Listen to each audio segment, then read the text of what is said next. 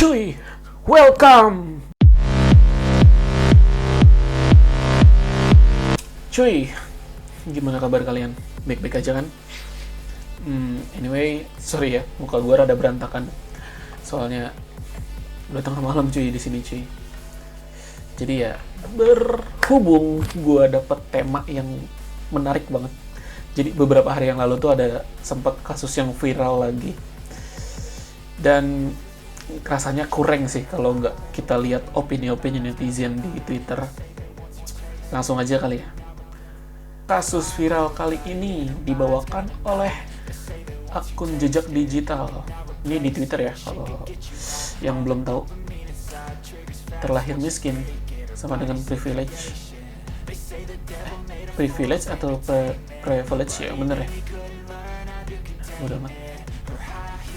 Dia ngeposting, ini kayaknya komentar abang-abang Indra Kents. Gue nggak tahu dia siapa, tapi ada centang birunya, kayaknya influencer atau artis mungkin ya. Udah amat. Dia komen, sebenarnya lahir miskin itu juga privilege sih, bisa merasakan berjuang dan jadi sukses. Kalau lahir dari keluarga yang udah kaya, tekanan mental lebih besar. Kalau udah terlahir kaya, nggak bisa jadi miskin, harus jadi lebih kaya lagi, dan itu yang berat.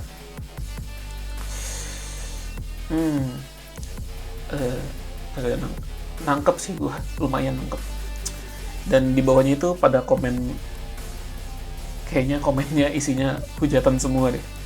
Ini sih sama si jejak digital ini di highlight komennya 3 orang ini nih. Itu dari abang Cash HP Gens. Lu pernah pengen mati karena saking miskinnya kagak bang? Pernah sehari cuman makan tempe buat sekeluarga nggak? Kemiskinan sama dengan privilege. Bacot. Keras juga ya abang ini. Terus di bawahnya ada wak. Gue baru tahu. Anjing, awkward banget anjir kalau gue baca gitu. Gue baru tahu kemiskinan itu hak istimewa. Sama, gue juga baru tahu. Nah terus cuy, for your information ya, ternyata tweetnya si jejak digital ini udah 6.000 kali di retweet dan 6.000 kali di quote tweets juga, dan like-nya udah sampai 42.000. Ini sempat viral parah sih kemarin. Dan kayaknya sampai hari ini juga masih ada yang ngebahas gitu. Dan coba kita lihat komentar-komentar netizen di bawah ya. Komentar pertama. Kelihatan sih nyari panggungnya. Influencer di Indonesia kalau nggak bikin ulah, nggak makan. Unfollow, report, dan blok. Jangan kemakan rencana nyari panggungnya. Gue sangat setuju sih sama mbak atau abang yang ini. Gue kasih like dulu. Tapi bener ya, emang bener sih, banyak influencer yang emang kayak begitu. Next, nggak pernah merasa mampu memahami penderitaan orang kaya. Semenderita-menderitanya orang kaya, mereka masih punya tumpukan duit buat foya-foya. Abang El Rui ini gila nih, valid banget sih komentar. Gila, semenderita-menderitanya orang kaya, mereka masih punya tumpukan duit buat foya-foya. Catat. Gila. Next. Bener kok privilege, tapi bukan kayak opini dia di atas tadi. Ntar di akhirat orang miskin cepat masuk surga dibanding orang kaya yang belakangan karena hisapnya lama. Bobo akhirat ya.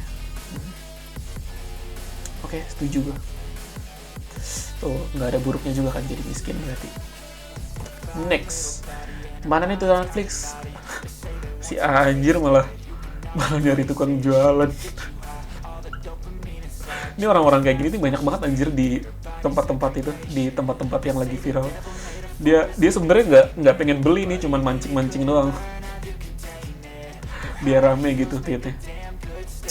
Next, bukannya Indra Kents juga dulunya bukan orang kaya, makanya dia bisa bilang kayak gitu karena dia udah merasakan jadi miskin. Dia malah mau ngasih tahu kalau nggak cuman orang kaya doang yang punya privilege gitu loh. Emang sih semua butuh uang, tapi ya tetap aja nggak ada yang nggak mungkin. Oh, ternyata si Bang Indra Kents ini dulu kayak bukan orang kaya gitu ya, kayak orang miskin itu dulu. Terus dia jadi sukses gitu, iya nggak sih? Gua nggak tahu sama sekali soal dia itu siapa. Coba next. Ini yang lagi viral di FB juga kayaknya. Yang katanya hidup hanya dari makan nasi dan mie instan selama bertahun-tahun demi hemat. Jadi bisa beli rumah dan mobil secara cash. Do you think that I believe it? Oh, paham cuy. Ternyata si Bang Indra Kents ini beneran ternyata ya? Beneran apa enggak sih? Dia hidup cuman makan nasi dan mie instan selama bertahun-tahun, terus akhirnya bisa beli rumah gara-gara hemat. Beneran gak sih? Tahu deh. Next, dilihat dari case Putri Tanjung kemarin yang jadi bulan-bulanan warga karena dianggap maksa relate, ada betulnya juga nih abang, Rafathar dan barisan anak orang kaya ini akan lebih sulit dapat pengakuan karena udah dilabeli terlahir kaya. Bayangin tekanan mentalnya dicibir walau udah usaha. Iya sih, bener juga sih. Kayak ya mereka udah terlanjur dicap kaya gitu nggak sih? Jadi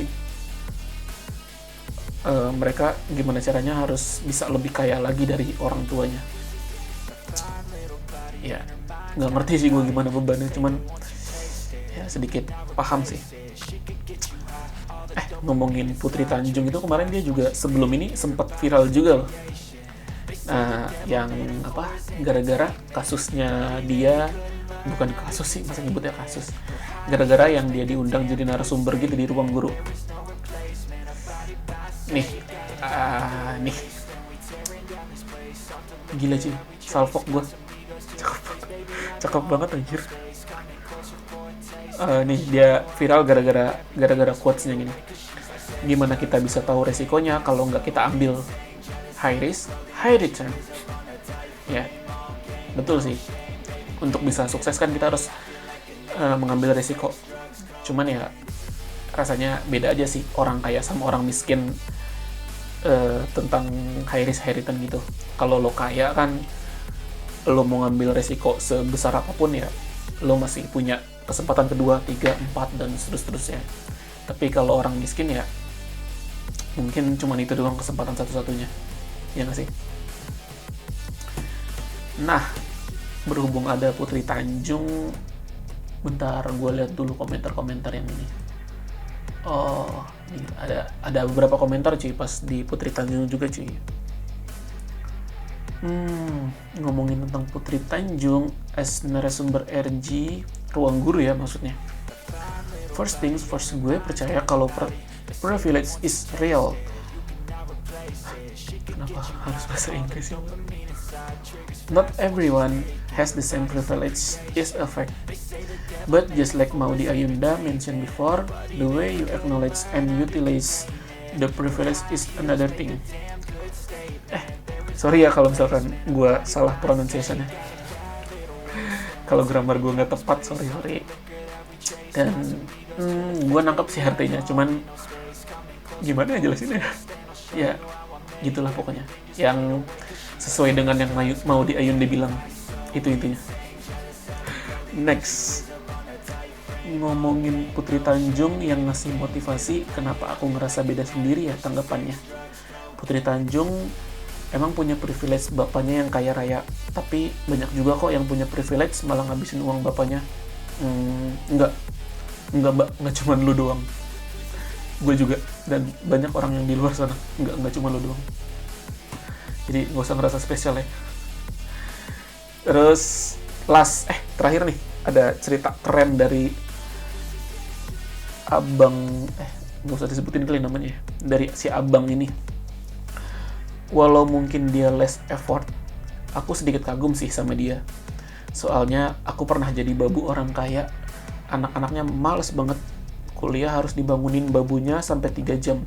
Kerjanya mulu bawa cewek ke kamar. Bapaknya punya perusahaan, anak-anaknya sampai sekarang nggak ada effort buat bikin anak perusahaan apalah namanya, pakai power bapaknya. Ya mereka bertiga sih anak kerja.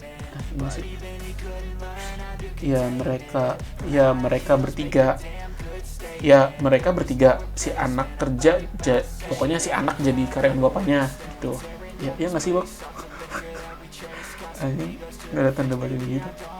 Maksudku ya, mumpung lo punya ortu tajir dan punya perusahaan, at least jual pisangnya Zilnat di mall lah. Kan lumayan jual pisang, nanti ada investor nanam modal 100M. Waduh, ini sih bahas yang lain ya. Putri Tanjung bukan buat kita sih yang miskin. Role model dia buat anak-anak orang kaya, tapi males untuk berusaha lebih kaya daripada ortunya. Catat, orang-orang kaya Putri Tanjung itu nggak cocok sama lo yang miskin. Dia cocoknya jadi bukan cocok sih, maksudnya jadi role model orang-orang miskin. Kayak dia tuh cocoknya jadi role model buat orang-orang yang kaya tapi nggak tahu gimana cara gunain kekayaannya. Catat.